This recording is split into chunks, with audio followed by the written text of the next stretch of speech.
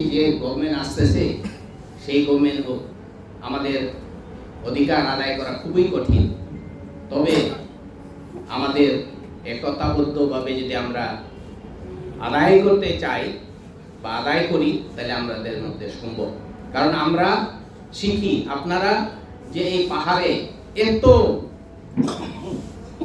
সমস্যা থাকা সত্ত্বেও আপনারা টিকে আছেন। আমাদের প্লেন লাইনে তো সেই রকম না। হ্যাঁ, আপনাদের মতো আমাদের ওইখানেও আছে, সমস্যা আছে, জমি জমার সমস্যা, এই নারী কেলেঙ্কারি, এই আমার গ্রামেও আছে হাইজং মহিলাকে সে রেপ করেছে এবং সেটা এখন পর্যন্ত আপনি বিচার পায় নাই, ঠিকই আদালতে আছে।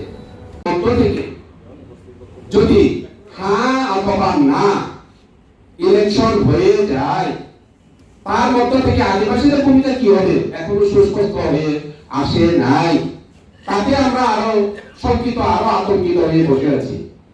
কোথায় কোথায় মত, কোথায় কোথায় হামলা, কোথায় কোথায় ধর্ষণ, কোথায় কোথায় হয়ে গেল চালাও পোড়াও, কোনো প্রতিবাদ করা যাবে না। নাই পুলিশ, নাই কোনো প্রশাসন, নাই কোনো সিভিলিয়ান বাহিনী। শান্তি চুক্তি তৈরি করেছে, তারা কি বাস্তবায়ন করবে? আচ্ছা করলো আর কি, আমাদেরকে করলো ইশতেহারে করে দিল, আমাদের জন্য করেছে, তার থেকে কি করে আমাদেরকে দেবে? আসলে কি দেবে? না, মনে হয় না।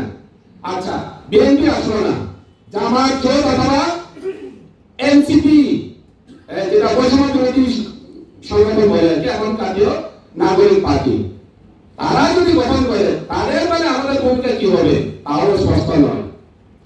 টানা তৃতীয়বার অর্জন করেছে দেশের সেরা সুপার ব্র্যান্ড স্বীকৃতি বসুন্ধরা টিস্যু।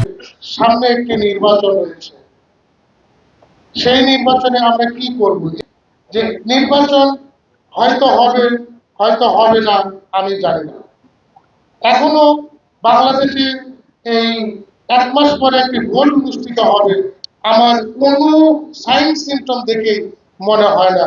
এখানে প্রতিদ্বন্দ্বিতাপূর্ণ নির্বাচন হবে নাকি হবে না সেটাও আমার কাছে পরিষ্কার না।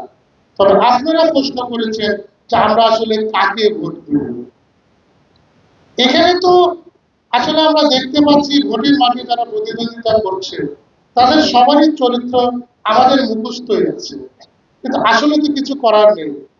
অতীতে যারা পালিয়ে গেছে তাদেরকে তো আমরা দেখেছি, তারাও তো বাংলাদেশের ইতিহাসে সর্বোচ্চ সময় শাসন করেছে বাংলাদেশকে।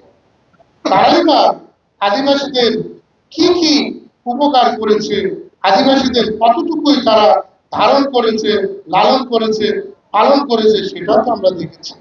এখন যারা রয়েছে তারাই যে কতটুকু আমাদেরকে ধারণ করে, লালন করে এবং পালন করে সেটাও কিন্তু আমাদের অনেকাংশে জানা রয়েছে।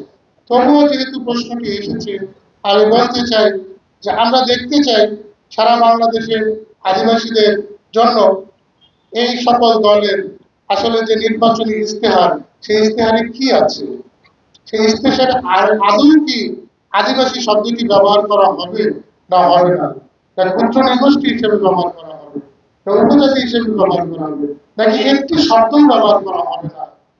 তাহলে আমরা ভোট দিই কি হবে, না দিই কি হবে? যারা আমাদেরকে ধারণও করে না, লালনও করে না, পালনও করে না, আমাদের জন্য কি করবে তাদের কোনো ভাবনাও নেই। সেখানে আমি ভোট দিলেও তারা সরকার হবে, আমি ভোট না দিলেও তারা সরকার হবে। তো সেখানে আমরা কি করব, কি করব না, সে পরামর্শ আমার মনে হয় এত বড় ঘরের মধ্যে দেওয়াটা খুবই মুশকিল।